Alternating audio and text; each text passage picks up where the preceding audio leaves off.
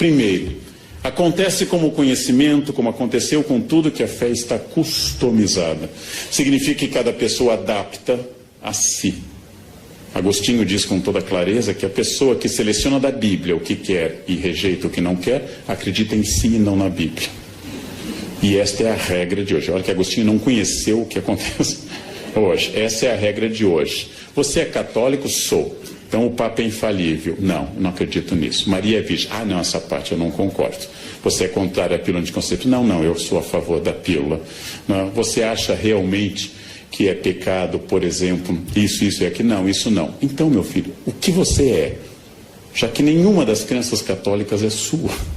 Mas é a customização da fé. Não, a igreja diz isso, eu vi na Bíblia, mas eu acho que é assim. Essa é a autoridade contemporânea. O eu se sobrepõe a tudo. Eu sou católico, mas eu gosto de acreditar na reencarnação. Bem, o Papa Pio IX definiu como heresia a reencarnação. É como você responde, mas o Papa é o Papa, eu sou eu, e eu acho. Ou seja, eu não estou pensando que alguém deva ser dogmático ou não. Não estou pensando se alguém deva acreditar ou não, ser fiel à linha da sua igreja, adventista, presbiteriana, luterana, católica ou da comunidade judaica. Eu estou pensando como eu customizo a fé, como eu adapto ao meu interesse. O Deus do século XXI é, de todos os períodos da história, o Deus mais pessoal e subjetivo. É o meu Deus, não é o nosso. Ele é o menos autoritário e o menos exigente.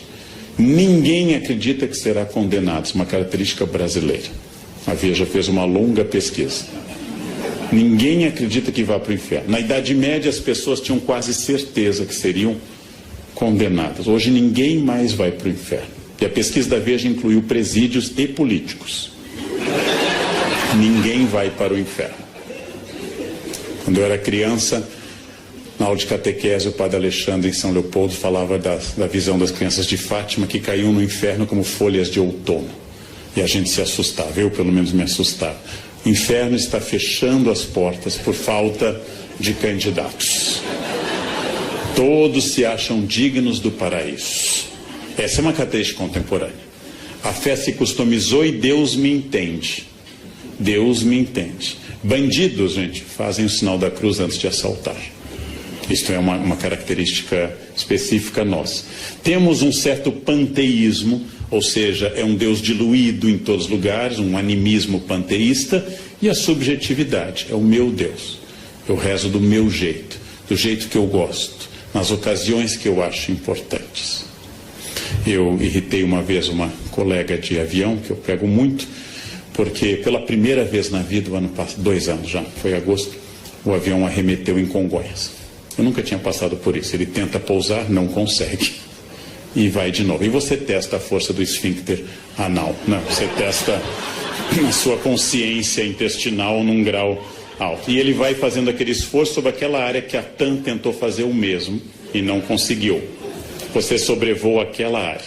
Então, é aquele momento, eu, fiel a uma certa ideia ainda de ser gaúcho, fingi tranquilidade. Lendo o meu livro. A senhora do meu lado fazia sinais da cruz ferozes, né? De tudo que é tipo ortodoxo, com 3 dedos, meio satanistas de baixo para cima, mas fazia todos os sinais da cruz possíveis. E aí o avião estabiliza, você solta, verifica se está tudo bem, e ela me perguntou, o senhor não reza? Eu disse, olha, a senhora já rezou. A área mínima de proteção me inclui, né? Eu estou do lado dela. Deus não vai matá-lo, não? A ideia, ela me olhou com olhares terríveis. Eu gosto de dizer essas coisas, né? Num avião, ano passado, uma senhora deu aquela tremida e disse, minha Nossa Senhora Aparecida. Disse, olha, padroeiro da aviação é Nossa Senhora de Loreto. Não reze para a entidade errada, né? Você vai pedir Nossa Senhora Aparecida, não é o departamento dela, ela rejeita, o avião cai. Nossa Senhora de Loreto. Guardem a palavra. Nossa Senhora de Loreto. Bem, o panteísmo e a subjetividade vêm junto com infantilização. Esse tipo de mensagem de um Deus infantilizado, entre o cafona e a infância, entre o kitsch e a teologia, é hoje dominante. A ideia de Deus é um Deus infantilizado, não é à toa que a expressão Papai do Céu está em alta. Nada de Deus de sofrimento, nada do Deus da Sexta-feira Santa. A procissão do Senhor morto não é mais, a dor, a paixão segundo São Mateus, do luterano Bach, é vista pela beleza artística, não mais pelo conteúdo. É o Deus infantilizado, é o Deus meio cafona que vem sempre ao meu encontro de braços abertos. O Cristo juiz, o Cristo de Mateus 25, o Cristo condenador, o Cristo do fim do mundo está em crise. O Cristo salvador, a soteriologia, a salvação divina está em ascensão. As imagens dizem sempre: este carro pertence a Jesus, creio em Deus, até o Porta dos Fundos tem um vídeo ótimo que Jesus vem reclamar o carro. Já que você disse que esse carro é de Jesus, Jesus vem levá-lo embora. A adaptação da mensagem religiosa à mensagem de propaganda é outra característica notável deste mundo. A ideia de que eu devo manifestar publicamente, muito mais importante que eu manifeste na camiseta, no carro e no adesivo, do que eu viva qualquer preceito evangélico. Ou seja, aquele motorista que está escrito, esse carro pertence a Jesus, ou tem o peixe, um dos símbolos mais antigos do cristianismo, e hoje de pertencimento a uma igreja específica, também fura o sinal vermelho e vai. Ou seja, esse carro pertence a Jesus, mas o motorista continua demoníaco, absolutamente demoníaco. A base disso é que a religião hoje tem que ter uma mensagem clara e pessoal. Faz sucesso o padre, o pastor, o pregador, o rabino, inclusive, que fale de cura e prosperidade.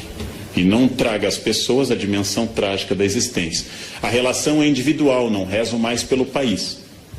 Eu rezo sempre por mim e pela minha família. E, finalmente, ela é sempre positiva. Padre, pastor, rabino, mulá islâmico, que fale muito em compromissos, em obrigações e outras questões, perde público. Eu tenho que ser positivo.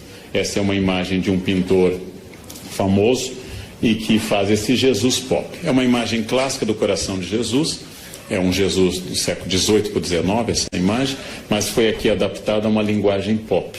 Jesus com um coraçãozinho na cara.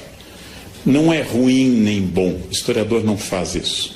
Isto é apenas uma infantilização customizada da imagem de Jesus. Não é menos fiel, já que não temos nenhuma imagem de Jesus. Não é menos fiel à imagem original, mas é uma customização de um Buddy Christ, de um Cristo legal, que me entende sempre, que está sempre ao meu lado, que não estabelece obrigações. Nós temos hoje, como em tudo, inclusive na lei, uma religião dos meus direitos e nunca dos meus deveres. Isso vale para a Constituição brasileira, isso vale para a religião também. Ser cristão significa que Jesus me protege, óbvio. Mas também significa que há um conjunto de obrigações baseadas nesse compromisso. Isso está embaixo. Jesus amigo, Jesus protetor, Jesus Buddy Christ, Jesus legal, é hoje uma marca. Jesus é o meu melhor amigo. Jesus simpático, Jesus handsome, bonitão, estendendo a mão, é o meu melhor amigo. O Jesus da cruz está embaixo. No Congresso Brasileiro existe um crucifixo. Me entrevistaram uma vez, perguntaram o que eu acho. Eu disse: olha, só tem um problema, não sei como não deu processo, mas eu disse: Jesus foi crucificado entre 2 ladrões. E no Congresso tem 513 deputados. É demais. Eu acho que nem Jesus merece essa carga, né? 2 ladrões ainda conseguiu converter um. 513 deputados, gente. Eu pediria a retirada do crucifixo por motivos religiosos e não de Estado laico. Pediria por respeito a Jesus. Respeito a Jesus. Outro traço da crença atual é que ela tem que ser o mais catártica, ou seja, a palavra catarse, a palavra aristotélica, o mais cheio de energia, missa animada, seja ela carismática, seja ela um culto neopentecostal. Mesmo naquele protestantismo que é o limite entre o protestante histórico e o pentecostal, que é o batista, há um bom culto, é aquele culto animado. Erguei as mãos, dai glória a Deus, canta, anima. Eu, como estudo religiões, eu frequentei a missa do Padre Marcelo. Eu recomendo aos senhores, porque é um caso muito interessante, mas tem que ir logo, porque não dá para ir na terceira idade, você não tem energia, você não chega ao credo, porque senta, levanta, grita, rodopia, não dá. É uma missa para jovens com boa capacidade aeróbica, boa capacidade, porque ele é animado. O cara animado é aquele. Então, a ideia de um rito catártico, que as pessoas vão na marcha com Jesus, que vão numa missa carismática ou vão num culto neopentecostal, é outra característica dessa crença. Ao lado de um fenômeno urbano típico da década de 70 em diante, que é o New Age. Teorias orientais, Yin, Yang, da teosofia, do taoísmo, que atinge a teosofia, ecologismo, Deus está nas árvores, nas cachoeiras, animismo, Deus está diluído na natureza, e assim por diante. Essas religiões da nova era entendem o sagrado como geral, que você deve sentir a grande metáfora que é a energia, palavra que me irrita em particular. Quando as pessoas, você sente nesse hotel essa energia? Claro que sim, 5 estrelas, a cama é ótima, eu sinto uma energia fabulosa, né? Quando tem aquela toalhinha de esfoliação suave, você passa no rosto e é uma lixa, eu sinto uma energia ruim. As pessoas fazem isso, meditam sem meditar, tiram poses porque é New Age. A influência da astrologia, do I Ching, da angelologia clássica, ou seja, da parte da teologia que estuda os anjos, do tarô, de símbolos de boa proteção, de incorporação de elementos de outras religiões, por exemplo. É o caso do Brasil, onde passamos nos últimos 30 anos a utilizar branco no Ano Novo, influência de cultos afro-brasileiros, e agora lingerie vermelha, se você quer amor, lingerie amarela, se você quer dinheiro. Imaginem alguém de cueca vermelha, o que atrai a isso? Um Exu, né? O que atrai uma pessoa de cueca vermelha? Cueca amarela. Imaginem a cena de cueca amarela. Salvo se alguém aqui está cueca amarela, é exceção do que eu estou dizendo. A crença de que tudo isso faz parte de um processo geral, já que não é uma ordem nem cristã, nem especificamente católica, se vestir de branco no Ano Novo. É um conceito do sagrado, um conceito geral do sagrado que incorpora elementos de Kabbalah, incorpora elementos da tradição judaica da interpretação dos números, elementos de angelologia e assim por diante. Este conceito de sagrado tem uma metáfora que une tudo, a energia. Energia é uma metáfora que agora vem acompanhada de uma outra tipicamente contemporânea que me irrita um pouco, que é a física quântica. Quando as pessoas não têm a menor ideia de um fenômeno, elas dizem que é física quântica. Elas também não têm a menor ideia do que seja física quântica. Aliás, elas não têm do que é física newtoniana, que é mais fácil, quanto mais a quântica. Eu também não sei o que é física quântica. Fiz um curso na Casa do Saber de 4 aulas, mas continuo não sabendo. Porém, eu não uso essa metáfora. Quando não tem explicação, é física quântica. Bem, outra questão, a sincronicidade. Tudo ocorre em benefício, em meu benefício, que é um dos pensamentos mais antigos e tradicionais do mundo. Perdi o avião, foi melhor. Foi melhor assim. Tentei viajar, não consegui. Deus tem Parkinson, escreve certo por linhas tortas. Eu vou entender no final. No fundo, é um barateamento de uma das mensagens mais bonitas da Bíblia, que é o livro de Jó. Por que sofrem os bons? Deus diz isso a Jó, né? Você pescou o Leviatã, você sabe o que eu quero, né? Quando Deus recrimina Jó. E só que essa teologia de Jó, que é os capítulos 1, 2 e o final são os mais antigos do Antigo Testamento, essa teologia de Jó vira uma espécie de universo que conspira a meu favor. Minha empregada me diz que leite com manga dá certo, dá morte. Então eu quis demonstrar a ela que isso é uma lenda e comi manga com leite. Não morri. Ela disse, não, mas o senhor é neto de alemão, não funciona. Então já tem uma variante. Só mata brasileiro luso, clássico, né? Aí ela me disse, não fala, professor, que acontece. Eu disse, esse teto vai cair, viu? Não caiu, então não acontece. Não. E ela, não, mas não é assim, tem que dizer com convicção. Não tem jeito. Não tem jeito, é quântico isso. Finalmente, os elementos orientais como karma e dharma, tradicionais nas religiões do Oriente, e que aqui são ressignificados sem muita propriedade. Karma e dharma são usados numa noção bastante livre de que é o seu karma. É meu karma ter na minha frente no avião alguém perdido, que não consegue achar o seu lugar, que vai até o meio do avião e descobre que é o lugar 2A. Então vem voltando contra Piracema, tentando voltar ao lugar 2A. É meu karma. É meu karma. Eu tenho que, em outra vida eu prejudiquei fila de avião. Então nessa eu vim com essa missão. E acima de tudo, uma ideia até um pouco perversa é que doença é fruto do pessimismo e da amargura. Pessoas azedas têm câncer. Pessoas para baixo têm câncer. E aí eu lembro, Madre Paulina, padroeira no Brasil contra o câncer, era uma pessoa super para cima e morreu com câncer. Madre Teresa de Calcutá não era azeda e teve câncer, entre outros problemas. A ideia de que o otimismo cura tudo, você tem que ser para cima, você tem que ser animado, é uma ideia infantil. É uma ideia de crianças de fase pré-operatória.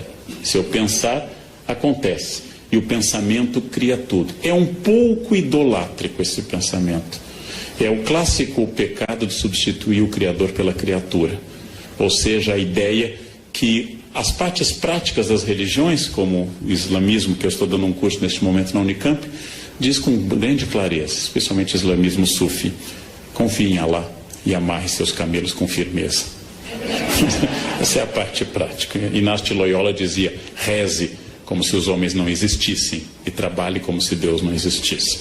Essa é uma forma um pouco moderna e prática, mas isso aqui é um pouco infantil. O que você está fazendo? Estou pensando muito positivo. É um pouco problemático isso. Há uma nova consciência que mistura conceitos indígenas, culto à natureza, chás, maconha, huascas, ervas e assim por diante. Essas pessoas fundem num sincretismo contemporâneo essa crença. Eu vou dar um exemplo que eu visitei e não conhecia ela. Quando eu fui a primeira vez, ela já tinha falecido. Mas a tia Neiva é uma ex-caminhoneira que fundou perto de Brasília o Vale do Novo Amanhecer, onde as pessoas se vestem com roupas egípcias, incas, católicas. E ela já faleceu, e aqui está a tia Neiva com seus mentores, que são entidades indianas e indígenas, e também católicas. E aqui estão as pessoas que eu fotografei no Vale do Novo Amanhecer, vestidas com roupas ora ciganas, ora que elas atribuem que seja da época de Jesus e assim por diante. Essa comunidade é gigantesca. Então muita gente vai para lá e segue. Essa é uma customização fabulosa que vem acompanhada nas cidades de um outro fenômeno, a teologia da prosperidade. Substituindo talvez a teologia da libertação, que pregava uma análise sociológica de base provavelmente de materialismo dialético, surge uma ideia de que Deus, ao abençoar, traz a prosperidade pessoal. São os cultos que eu frequento bastante para fazer anotações, em que se diz, por exemplo, se eu conheci Jesus e eu saí do Serasa. Eu estava longe de Jesus e eu estava com a conta no vermelho.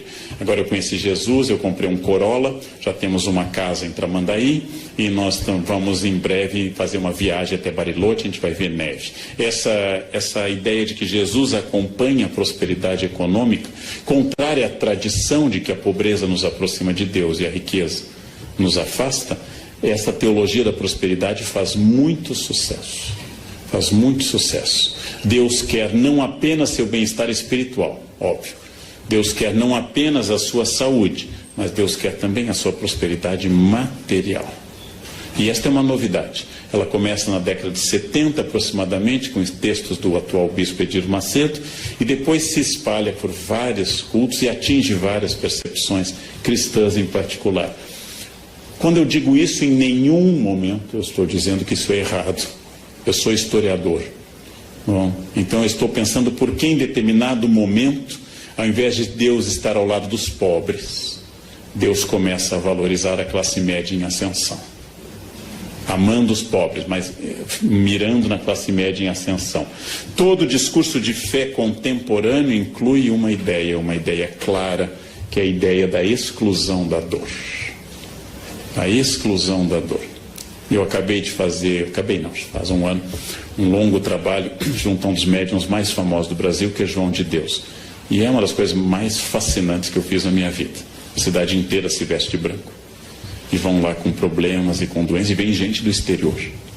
E tem até um documentário de John of God. Não?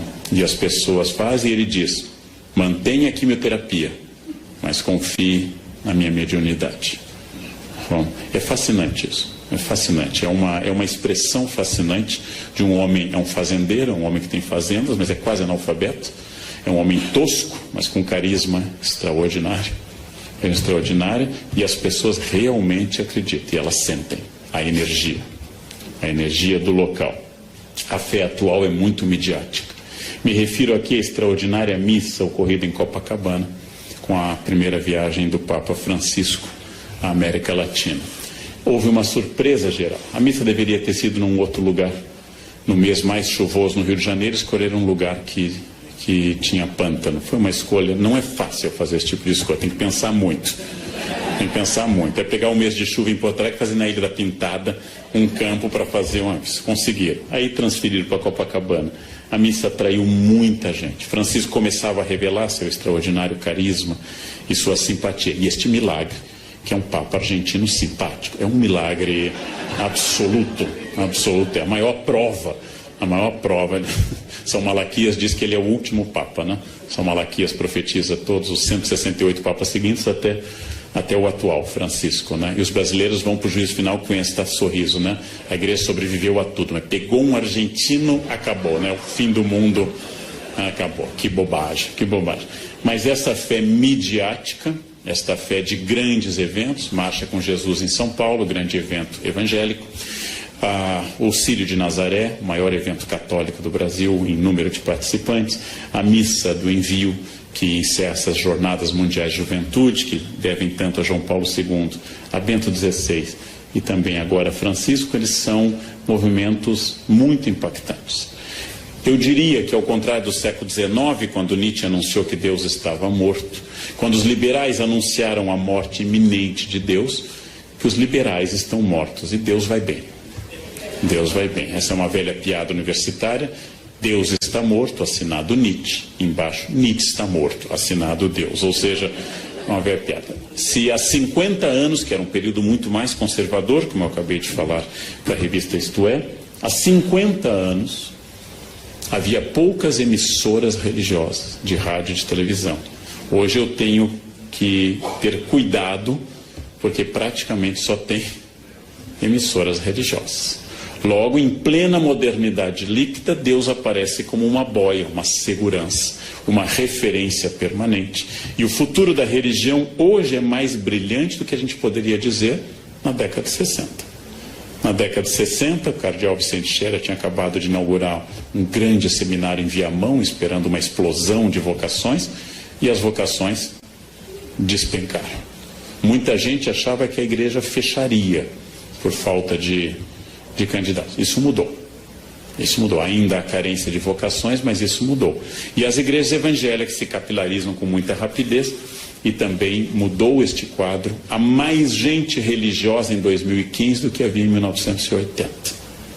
Há mais gente religiosa. Há um efeito enorme nas periferias do Brasil sobre a questão de drogas e de álcool da presença religiosa. São pessoas que passaram a viver isso. Em prática, eu diria que, como todo mendigo até hoje pede uma esmola pelo amor de Deus e agradece que Deus lhe abençoe, que os discursos religiosos continuam tendo muito sentido semântico e prático na nossa sociedade. Como nós enfrentamos, como diz que Thomas, problemas estruturais sociais, como nós continuamos com problemas estruturais, sociais, culturais e econômicos, o discurso religioso continua muito significativo dentro deste vazio. Dentro deste vazio contemporâneo que tem uma imensa dificuldade em estabelecer referências, nessa velocidade que eu fiz toda a primeira parte acelerada, as mensagens continuam com sentido. Dando um curso uma vez sobre tradução de hebraico na Unicamp, eu lembrei que, veja uma metáfora que perdeu totalmente sentido, que é belíssima, mas perdeu sentido. As metáforas agropastoris da Bíblia. O reino de Deus é semelhante ao grão de mostarda.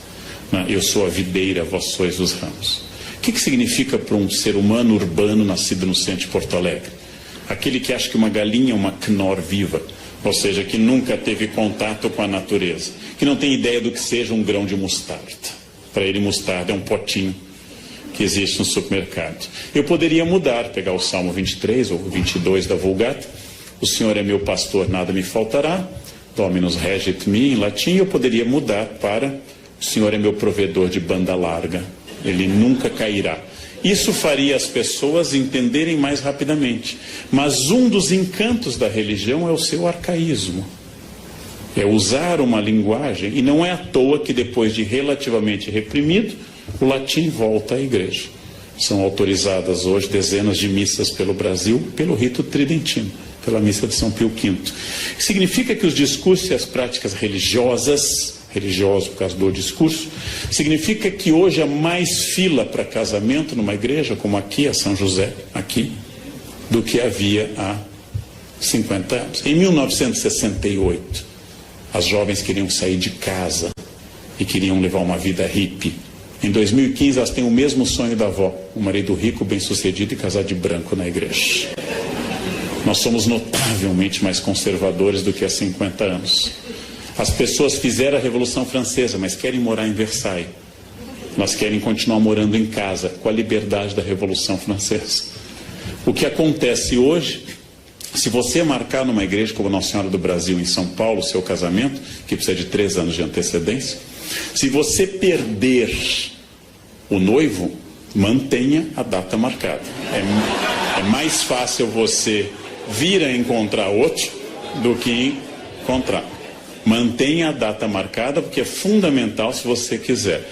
O sonho hoje é coletivo. A avó, a mãe e a menina continuam sonhando com casamento de branco na igreja. Isso é notável. Isso é notável. Nós continuamos explicando mazelas sociais por tudo isso.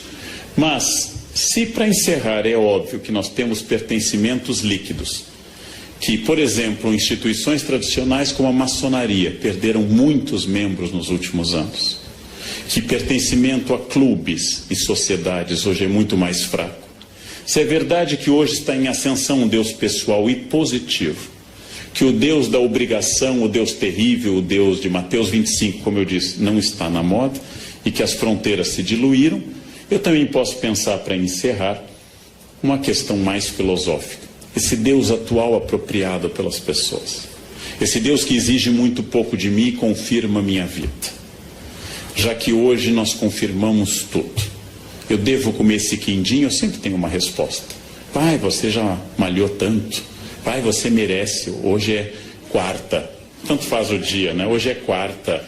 Né? Amanhã você corre mais na esteira. Eu sempre tenho uma justificativa. E as pessoas colaboram. Elas nunca dizem isso, não como não. Elas dizem...